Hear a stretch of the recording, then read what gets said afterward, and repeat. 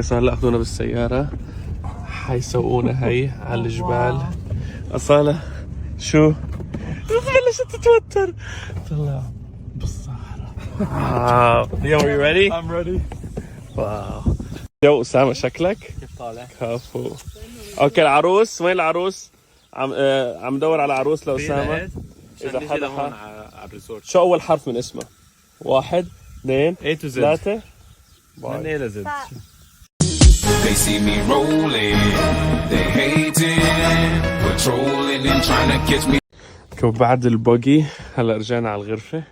طلعوا هاي الغرفة اللي عطونا اياها الفيلا. طلعوا التظبيطات، أكلات فواكه. احلى شيء طلعوا هون هذا مثل البانيو والمنظر هو على الصحراء.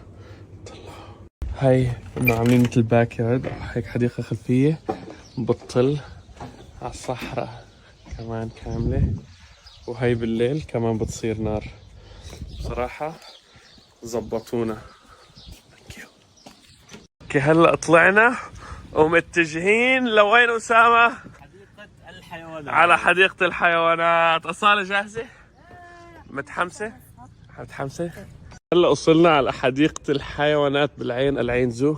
رح ناخذكم بجولة خفيفة لطيفة. بنشوف شو في جوا. هلا وصلنا على حديقة الحيوانات بالعين، العين زو.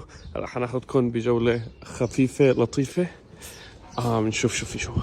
اوكي جماعة، سو هذا هو المها العربي، الناشونال انيمال لدولة الامارات. بيقول لك هو مو مضطر انه هو يشرب مي. دي نو ذات؟ مو مضطر انه هو يشرب مي، لانه اذا شرب مي بالاكل تبعه بيكون في مي اللي هو النباتات الصحراويه اللي هو بيشربها. بياخذ مي من الأكل. يس، شفت شو اني معلوماتي قوية. واو. المها العربي كثير بيطلع. احذروا شو الشيء حلو اللي اكتشفناه بهذا الزو، انه كل الحيوانات ما بيقفلون بقفص، فبيعطيهم حريه. كانه هن عايشين بالانفايرمنت او البيئه الحقيقيه تبعهم. على فكره لما قالوا لنا بالبدايه انه حنروح على حديقه حيوانات قلت غالبا ما حتكون حلوه، بس والله يا جماعه جد جد جد تفاجات بالجمال. اوه واو، لك طلعوا العصافير. ايه العصافير موجودين جوا عم بيطيروا. طلعوا هاي البطاريق. واو. هلو واو، هني على فكرة لابسين مثلك اليوم. طلعوا هذا هو فرس النهر او الهيبو، بيعيش جوا وكمان بيعيش تحت المي، بيسبح. ولما يكون تحت المي طلع نفسه، طلع نص جسمه فوق. بيقدر يتنفس تحت المي نص ساعه بيقدر يضل تحت المي. فبيطلع من هيك، طلع راح ياكل، بعدين بينزل تحت المي وبيضله نص ساعة أو 35 دقيقة تحت المي. بس المفروض نحن إنه كان نروح على السفاري. أنا بصراحة كان حلم من أحلامي إني أشوف سفاري وكان في سيارات جاهزة وكل شيء جاهز، ولكن للأسف نحن طالعين على الأويسز اللي هو كمان جزء فعالية تانية حنغطي لكم إياها اليوم، فما قدرنا نطلع على السفاري، ولكن إن شاء الله بالمستقبل.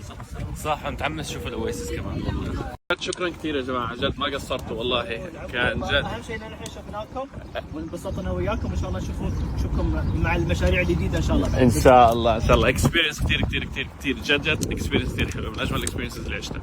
يعطيكم العافيه. وهلا ان شاء الله رايحين على الفعاليه الثانيه، وانه كثير نضيف كمان الحديقه كامله. السلام عليكم. وصلنا على العين اويسز او واحة العين، مدرجة من اليونسكو تحت المحميات الموجودة في العالم الطبيعية. لأنه طلعوا ويلكم العين، لأنه فيها من أجمل الحدائق والمناظر، ولكن في شيء معين فيها رح أحكي لكم عنه بعد شوي. جماعة الفكرة إنه هي فيها أكثر من 500 مزرعة وحديقة لأشجار النخيل على الطريقة التراثية. طلعوا كيف موجودة. هاي واحدة من المزارع، أنت بتدخل عليها هيك. يا جماعة الإحساس اللي أنت بتحسه أو اللي بتشمه مع الهواء الطبيعي جدا غريب عليل. كيف طلعوا هذه هي المياه اللي بيستخدموها لسقي النخيل اللي موجودة هون، اسمها فلج وجمعها أفلاج. يا شكلي هو الفكرة انه هي طريقة تراثية لسقيا المزارع والحدائق من زمان، وقدروا انه هن يفرجونا اياها ويحموها حتى نقدر نحن نستلف فيها. كيف طلعوا هذه هي المياه اللي بيستخدموها لسقي النخيل اللي موجودة هون، اسمها فلج وجمعها أفلاج. يا شكلي حقوقها. الفكرة انه هي طريقة تراثية لسقيا المزارع والحدائق من زمان، وقدروا انه هن يفرجونا اياها ويحموها حتى نقدر نحن نستلذ فيها